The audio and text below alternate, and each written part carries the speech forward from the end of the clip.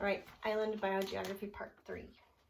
So I want you to think about a mainland, okay, with a rocky shore, and two islands, a large island, okay, we'll call this A sub L for large, and the same distance away from the mainland, a small island, that will be A sub S.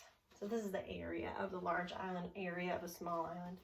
I also want you to think about an island, we'll use kind of a triangle for this, an island that's near to the mainland, and an island that's the same shape and size, but that's far from the mainland.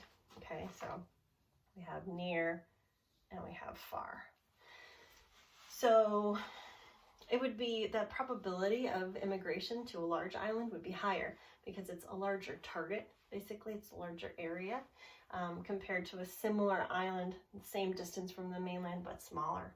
It would also be easier to colonize an island that's near to the mainland than it would be to colonize an island that's far. And so we're going to kind of play with those two differences. So the first, these are going to become very familiar to you. So we have the number of species, which I'm going to shorthand as S on the x-axis. And then we have a rate. It's either going to be immigration rate or extinction rate on the y.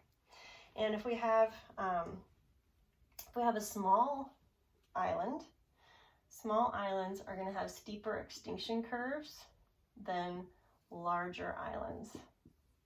Okay, and so even if their immigration rate is the same on both, what you're going to find is you're going to have species richness on the small island is going to be lower than species richness on the large island.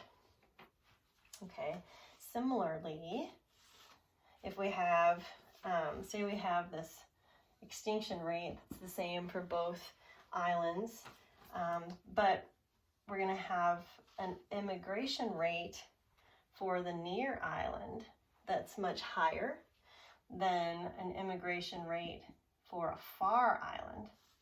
It's going to be lower.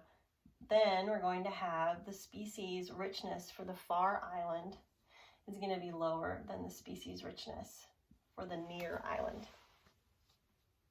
And so you can see how this MacArthur-Wilson model is uniquely determined by the geometry of the actual island, which is kind of cool. So some of the assumptions of this model is that an island can be colonized by P number of species coming from the mainland that have similar immigration and extinction rates, and they aren't undergoing evolutionary change.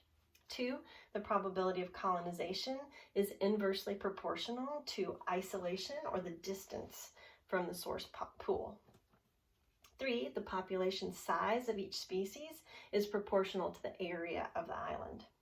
4, the probability of extinction is inversely proportional to the population size. And 5, the colonization and extinction are both independent of species composition on the island. So this sets you up for, like thinking, well, that's great and all, but a lot of those things aren't true in nature. So we're going to learn about how we can tweak this model to make it a little bit more appropriate for natural systems.